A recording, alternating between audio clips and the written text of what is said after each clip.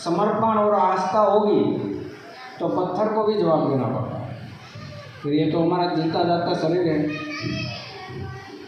इसलिए सबसे बड़े वार में बृहस्पतिवार दिया गया, बृहस्पति यानी कि गुरुवार। और जितने भी ग्रह, जितने भी पावरफुल है किसी के भी, जिसका गुरु कमजोर होगा वो हर जगह में पीछे पड़ेगा। इसलिए गुरु जीवन में नहीं है तो एक भी बार जीवन मरेगा, वापस मिलेगा कि नहीं मिलेगा वो पक्का नहीं है। इसलिए अभी भी जहाँ भी मिल जाए तो ठीक है, अपना नसीब है। सदगुरु की तमलता मत करो, आप सच्चे हो जाओ, सदगुरु अपने आप प्राप्त हो जाएंगे। इसलिए सच्ची बात ज़रूरी है कि जीवन में जैसे हम शादी करते बीवी बच्चे जब उसी तरह जीवन का एक पार्ट गुरु है, गुरु होना ही चाहिए। क्योंकि गुरु बिना भक्ति अंधेरे में चलती है, हम कितनी भी भक्ति करें उसका कुछ मतलब नहीं रह जाएगा।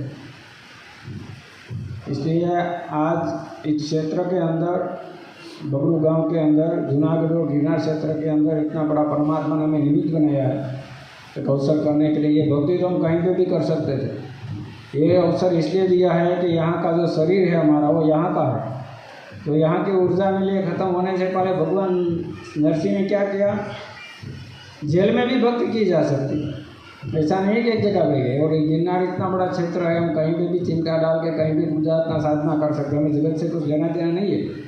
अगर जगत से कुछ लेना देना नहीं है, साधु संत जोगी पड़े उसको जगत के कुछ लेना देना नहीं है, फिर भी वो साधना वहाँ पे करता है, मगर उसकी जो शक्ति है, उसकी जो प्रार्थना है, उससे जगत का कल्याण होता है। संत न हो तो जगत में तो हली जात ब्रह्मांड में। और जो यहाँ पे जितनी भी माएँ बैठी है, जितनी भी बेटी है मैया, तो जब तक वो ऐसे शिशु को जन्म नहीं देगी तब तक ये समाज की व्यवस्था सुधरेगी नहीं। क्योंकि माँ ही सबसे बड़ा गुरु है पहला, क्योंकि वही सिखाता है कि बाप कौन है, गुरु शब्द कौन, माँ सिखाती है। इसलिए माँ बड़ी। इसलिए भजन में कहा गया कि जन्म दे संत ने यहाँ पे जन्यता यद करो, चतुर चंदू पैदा मत करो, ऐसा पैदा करो संत कि खुद का तो कल्याण करे, सबका कल्याण करे। और वैराग्य रखना चाहिए। हम भजन भक्ति तो ज़रूर करते हैं, भक्ति हर कोई इंसान करता है, हर किसी को बोलो सुबह में भजन करता है, भक्ति करता है, मगर वो भक्ति हमें इसलिए लागू नहीं पड़ती क्योंकि हमारे अंदर वैराग्य नहीं है। हमारे अंदर किसी भी सांसारिक मोह माया कुछ भी प्रकार का बंधन पड़ा हुआ है। इसलिए कितनी भी जाप करे, कितनी भी भक्ति करे, उसका कोई शेष फल हमको नहीं मिलेगा। ये जीवन हमारा शेष बाकी है, बहुत कम बाकी है। जो जीवन है वो अवशेष है, अवशेष यानी कि क्या होता है, राख भस्म। ये जो हमारा शेष जीवन है उसको अभी से ही तुम विशेष बनाओ। क्या बनाइए, विशेष बनाइए।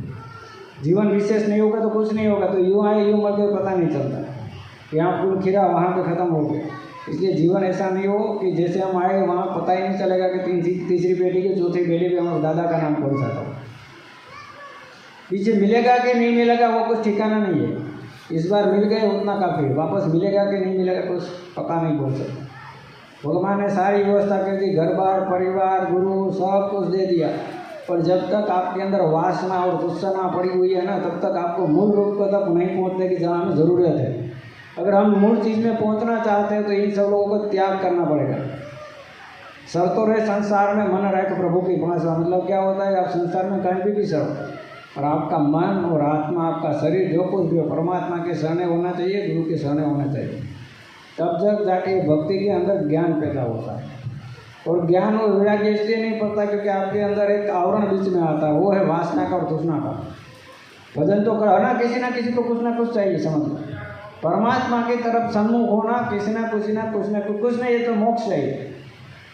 कुछ दर से कुछ ना कुछ तो चाहिए ही, या तो परिवार से कंटाला हुआ है या घर से परिवार, किसी भी चीज़ के इसे कुछ ना कुछ चाहिए। भक्ति क्या करती है, मुक्ति देती है। भजन करने से मुक्त होता है इंसान। और हम क्या करते हैं, जैसे भजन करता हम तो उसके अंदर बनते जाते हैं, इसलिए मुक्त हो जाए। क्योंकि लास्ट में आपको छोड़ना ये सारी चीज़, तो आज से छोड़ दो उसे लास्ट में छूटेगा नहीं। लास्ट में जीव 72,72,210 नाड़ियों के बीच में से निकलता है और हर एक नाड़ी टूट के कट आवाज़ आता है लास्ट में, और सारी चीज़ दिखाई देती है, मैंने क्या क्या पाप किए हो। सत्य सामने ही आता है, मैंने ये नहीं करना चाहिए, वो नहीं करना चाहिए, ऐसा वो नहीं करना चाहिए। एक ही रास्ता है, केवल एक ही, संचित पाप कैसा भी हो आपका, उसको निकालने का एक ही रास्ता है, साधना, पूजा अर्चना, दूसरा कोई रास्ता ही नहीं। बस इस तरफ एक बार आ गए तो बात खत्म हो गई, फिर कहीं पे भी रहो, इसमें छोड़ने वाली कोई बात नहीं है। अब मीरा जी जब महल में रही थी तो राजकारण थी, वो तो राजगानी थी ना, इतनी बड़ी थी, पटरानी थी, फिर भी उसने कुछ नहीं छोड़ा। क्यों नहीं छोड़ा? क्योंकि उसे पता था जो मुझे छोड़ना चाहिए वो मुझे है पता है, जो नहीं छोड़ना चाहिए वो भी मुझे पता है। हम लोगों को यही पता नहीं कि हमें क्या छोड़ना है और क्या नहीं छोड़ना। अपने बड़े साधु हो गए, संत हो गए, सिद्ध हो गए, परमात्मा हो गए, उसने बहुत सारी चीज़ दी है कि छोड़ो, और छोड़ो मतलब क्या छोड़ो वो नहीं बताया।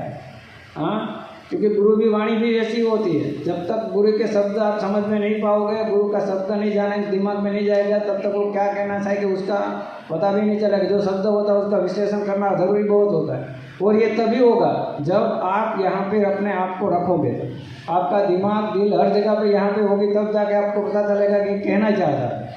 इसलिए भजन में क्या कहा गया है, वाणी रे वाणी मारा गुरु जी ने वाणी, जीवता ने समझानी मुआ गहरानी। मर जाने के बाद हम बोलते गुरु जी ने ये बोला था, जब जिंदा गुरु होते तब उसको सुन लो क्या कहना चाहते, उसका मर्म क्या है, गीता का मर्म क्या है, मर्म को पकड़ो।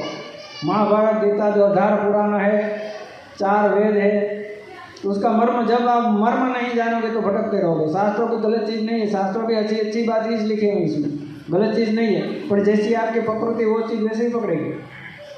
अब 10 सब्जी 10 मैया को बोलो तो 10 भीड़े की सब्जी बनाओ, सब सेम, तोल के दुकान तो भी अलग टेस्ट हो जाएगा, क्योंकि मन की जो स्थिति है ना उसी हिसाब से सारी चीज़ बनती है। इसलिए पूरा का पूरा रास्ता निकलता कहाँ